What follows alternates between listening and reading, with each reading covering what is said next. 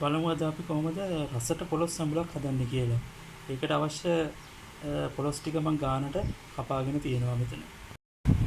ඊට පස්සේ ඒකට අවශ්‍ය වෙන අමුද්‍රව්‍ය ටික මෙතන තියෙනවා. කරපිංචා තුනක්, රම්ප, සුදු ලුණු, පීලුණු, ගොරක, කරදුමුංගු අවශ්‍ය නම් ගන්න.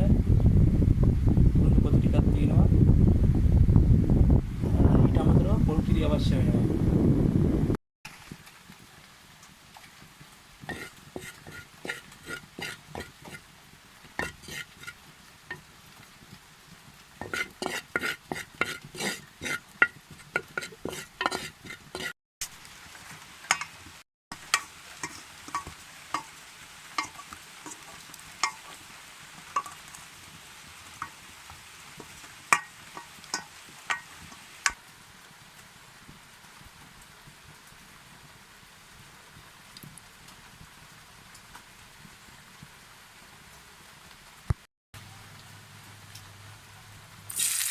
මේක දුරුම ටික දාගන්න ඕනේ. ඉතින් චක්කරාදි කරගන්න ඕනේ.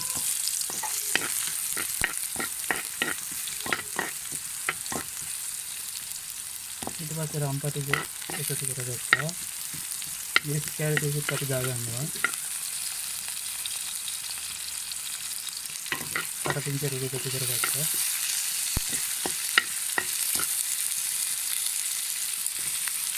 ඊට පස්සේ ලුණු ටිකක් දාගන්නවා.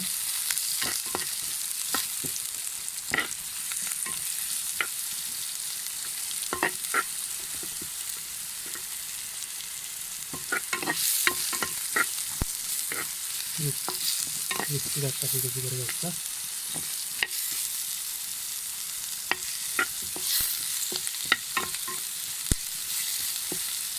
කුරුඳු පොතු ටික ඊට පස්සේ දාගන්නවා.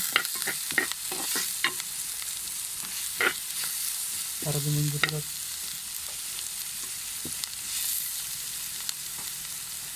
ටිකක් එකතු කරගත්තා. ඒක හොඳට ඊට පස්සේ ටෙම්පරාදු කරගන්නවා.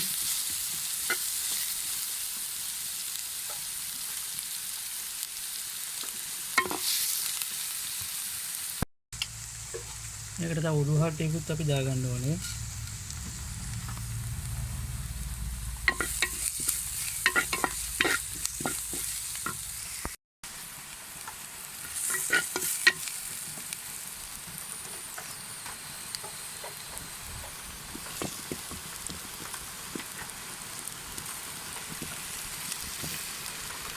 ඊට පස්සේ අපි මේකට කපාගත්ත ටික එකතු කරගන්නවා.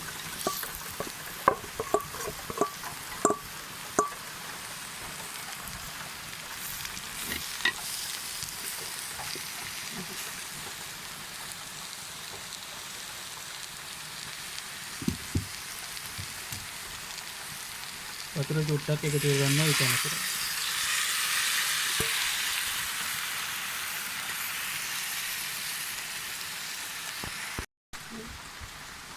මිරිස් තුන පාපි මේකට බැදගත්තේ එකතු කරා. ඊට පස්සේ පොල් කිරි පොඩ්ඩක් දානවා. ඒක දාන්නේ දිය කිරි. දැන් ගොරක ටිකකුත් අපි එකතු කරගන්නවා මේකට.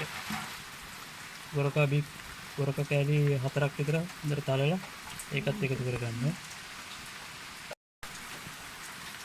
මේකට ලුණුත් දාන්න ඕනේ අපි අවශ්‍ය ප්‍රමාණය ලුණු එකතු කරගන්න. ඊට පස්සේ මද ගින්න තමයි මේක තියන්න ඕනේ හොඳට තැම්බෙන එක. ඒකට කහ ටිකකුත් අපි එකතු කරගන්නවා. කහයි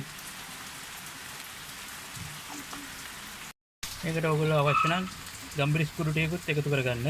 ගම්බිරිස් කුඩු අවශ්‍ය ප්‍රමාණයට ඔයගොල්ලෝ එකතු කරගන්න. මේ ආකාරයට හොඳින් වහලා මේක මද ගින්න තඹ ගන්න ඕනේ. ඊට පස්සේ තමයි අපි මේකට පොල් කිරි එකතු කරන මිටි කිරි ටික. දැන් මේක හොඳින් එහෙම මද ගින්නේ තැම්බෙමින් තමයි තියෙන්නේ. දැන් මේ පොලොස් මාළු හොඳින් තැම්බිලා තින්නේ.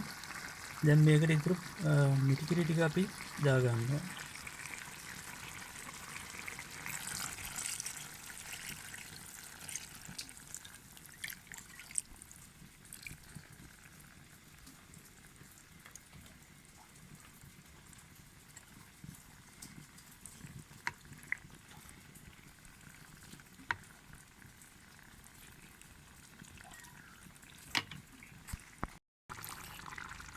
දැන් මේක හොඳින් තැම්බිලා තියෙන්නේ. දැන් බා ගන්න පුළුවන් අපිට. දැන් මේ පොලොස් මාළුව හොඳින් තැම්බිලා තියෙන විනාඩි 45ක් විතර අපි මේක මදගින්නේ තඹ ගත්තා.